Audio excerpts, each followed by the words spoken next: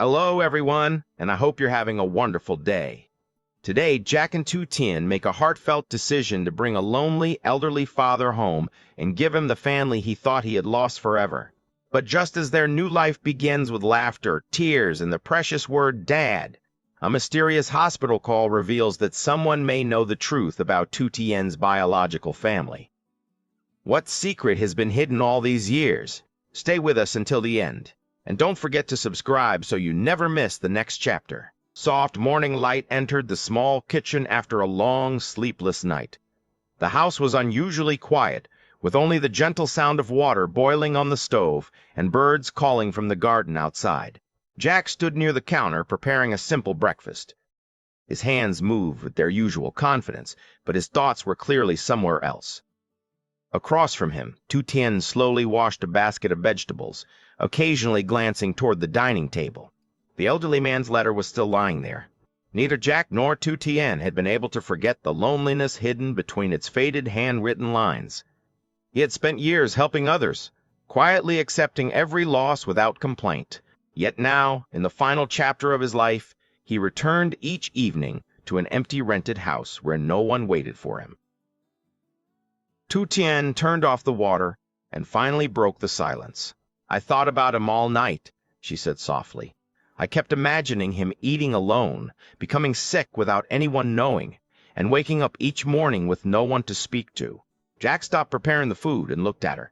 Tu Tien continued, "Our relationship may not be the same as it once was, but he is still family to me. I don't want him to spend another day believing he has no place to return to." Jack's expression softened. "I was thinking the same thing." There was no disagreement and no need for a long discussion. Their hearts had already reached the same decision before either of them spoke. "We should bring him home," Jack said. Tu Tien nodded, tears gathering in her eyes. They were not doing it out of pity or obligation.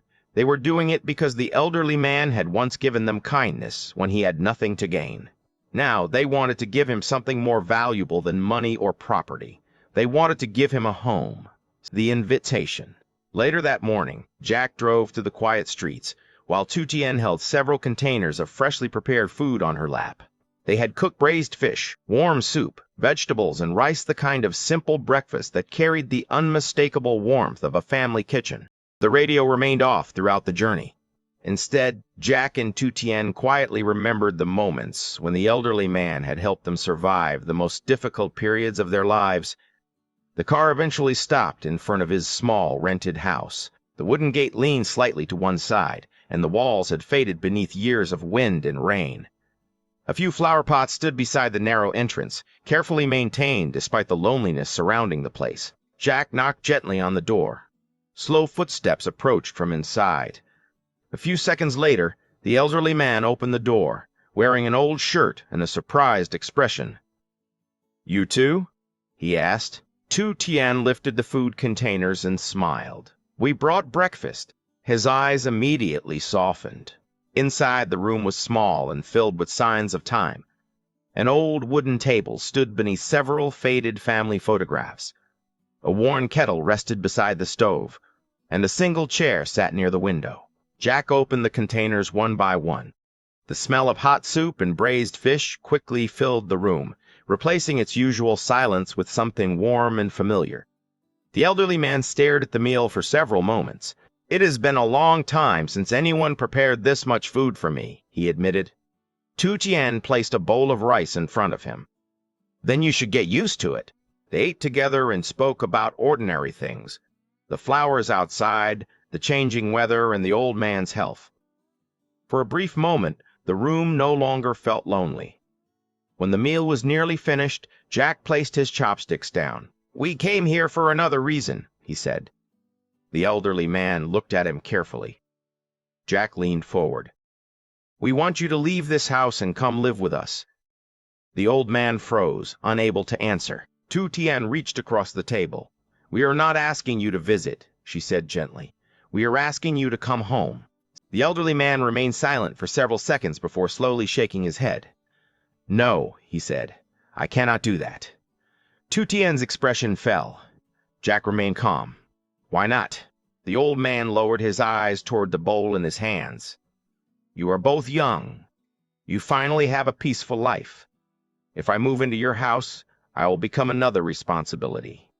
I am old now. There will be medicine, doctors, and endless trouble. You would not be trouble, Tu Tien replied. You say that because you are kind, he answered. But kindness should not become a burden. He insisted that he had already learned to live alone. He could prepare his own food, clean the small room, and manage the little money he had left. He did not want their happiness to be reduced by the needs of an aging man. Jack slowly stood. Do you remember when I lost everything? He asked. The elderly man looked up. Jack's voice became heavier. I had no money, no company, and no place where I felt welcome. The people who once called themselves my friends stopped answering my calls. Business partners treated me like a failure. I could barely look anyone in the eye. The old man's hands tightened around the rice bowl. But you stayed, Jack continued. You gave me a place to stand when I had already fallen. You helped me without asking what you would receive in return. That was different, the old man whispered. No, it wasn't. Jack stepped closer. You never called me a burden. You never measured what it cost to help me.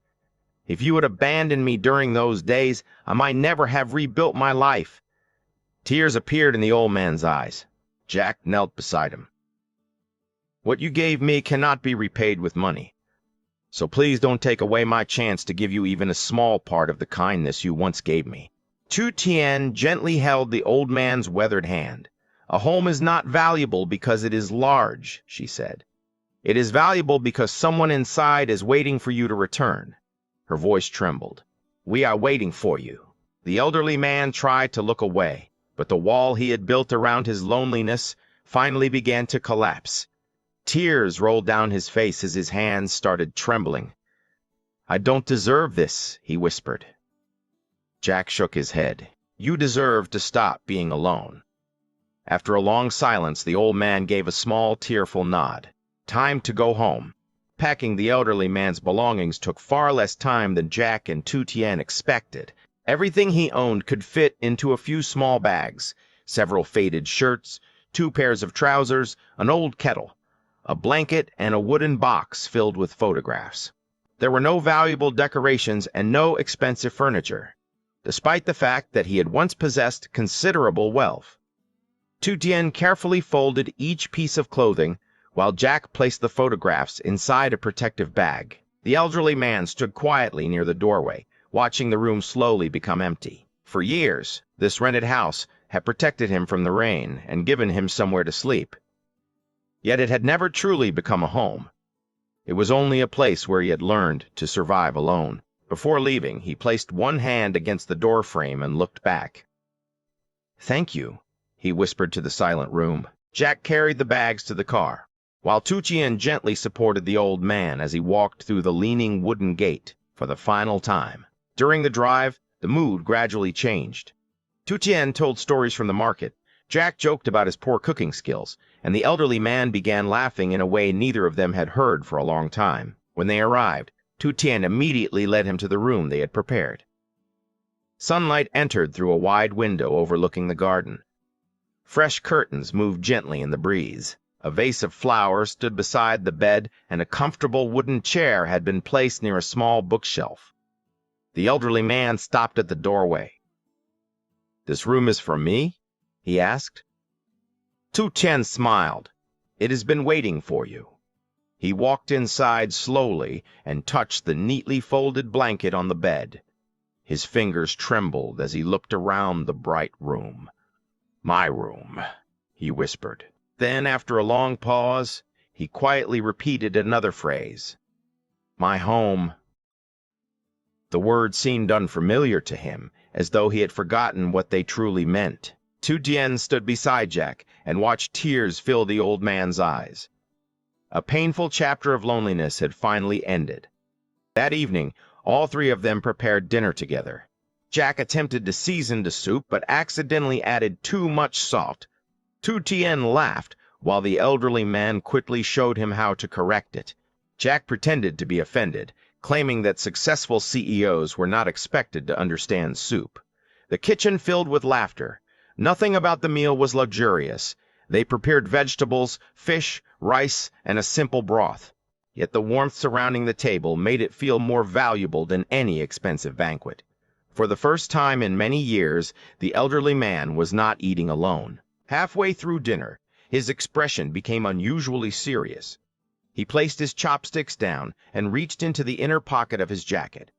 After a moment, he removed an old metal key attached to a faded leather keychain. The key was covered with rust and scratches. He placed it carefully on the table and pushed it toward Jack. "What is this?" Jack asked. The old man looked at the key with deep emotion. "It belongs to the first house I ever bought." He explained that he had purchased the small property when he was still a young man. The house was neither large nor beautiful, but it represented the beginning of everything he had once built. It was where he had made his first plans, protected his earliest savings, and dreamed about creating a better future for his family. "I no longer have much to give," he said, "but this key carries the most important memories of my life." He pushed it closer to Jack. "I want you to have it." Tu Tien looked at the old key and understood that it was more than a piece of metal. It represented the old man's youth, his struggles, his lost family, and every dream he had protected through the years. Jack stared at it in silence. The room became quiet as the elderly man waited for him to accept the treasured keepsake. Jack reached toward the old key, but instead of picking it up, he gently pushed it back across the table. The elderly man looked confused. "You don't want it?" he asked. Jack shook his head. "I understand what this key means to you. That is exactly why it should remain with you. But I want to give you something," the old man insisted. "You have brought me into your home. You have given me a room, food, and a place inside your family." Jack looked directly into his eyes. "I did not bring you here because I wanted a house or an inheritance." His voice softened. "I already received something far more valuable today." The elderly man remained silent. Jack took a slow breath. "I gained a father." Those simple words seemed to stop time. The old man stared at Jack as though he had not heard correctly. His lips trembled, and tears immediately filled his eyes. Jack continued, "When I was at my lowest, you treated me like a son even though you owed me nothing. Today I finally have the chance to call you what you have always been to me." He reached across the table and took the elderly man's hand. "Dad." The old man's entire body shook with emotion. For years, he had believed that his place in the world had disappeared along with everything he had lost. Now Jack was not merely offering him shelter, he was giving him a name, a relationship, and a reason to wake up each morning. The elderly man rose unsteadily and pulled Jack into a tight embrace. Tu Tien covered her mouth as tears streamed down her face. She stepped closer and wrapped her arms around both men. For several moments, none of them could speak. Three people who had each experienced abandonment and loneliness now held one another as a true family. There were no blood ties connecting Jack to the elderly man. There were no legal documents defining their relationship. But in that moment, none of those things mattered. Love had already made the decision for them. Just as the emotional reunion reached its most beautiful moment, Jack's phone suddenly began ringing. The sharp sound cut through the warmth of the dining room. Jack slowly released the elderly man and removed the phone from his pocket. His expression changed when he saw an unfamiliar number on the screen. Tu Tien wiped her tears and tried to smile. "You should answer it." Jack hesitated before accepting the call. "Hello?" At first he listened calmly, but within seconds the warmth disappeared from his face. His eyes widened and his complexion turned pale. Tu Tien immediately noticed the change. "Jack," she whispered. He raised one hand, signaling for her to wait while the voice on the other end continued speaking rapidly. "Are you certain?" Jack asked. The caller answered. Jack looked directly at Tu Tien, but he seemed unable to find the words to explain what he had heard. "When did this happen?" he asked. Another brief answer followed. Jack ended the call slowly. The happiness in the room had been replaced by a frightening silence. Tu Tien stepped closer. "What happened?" Jack stared at the dark phone screen for a moment before looking at her. "We have to go to the hospital." Her heart began beating faster. "Why? Is someone hurt?" Jack swallowed. The hospital received the patient earlier tonight. They found my number in that person's belongings. Tu Tien frowned. Who is the patient? I don't know, Jack replied. But the person was carrying an old photograph of you. The elderly man stood silently behind them, his expression suddenly tense. Tu Tien's face lost its color. A photograph of me? Jack nodded. The patient regained consciousness for only a few seconds. Before passing out again, he repeatedly said your name. Tu Tien struggled to breathe. Jack reached for her hand. There is something else. What? Jack's voice lowered. He told the doctors that he knows the truth about your biological family. The words shattered the last trace of peace in the room. Only minutes earlier, Tu Tien had watched Jack gain a father. Now, an unknown person was waiting in a hospital with information that might change everything she believed about her own past. Jack took his car keys from the table. We need to leave immediately. As they rushed toward the door, the old rusted key remained on the dining table beneath the warm light. A new family had just been formed, but a buried secret was already waiting to tear open the past.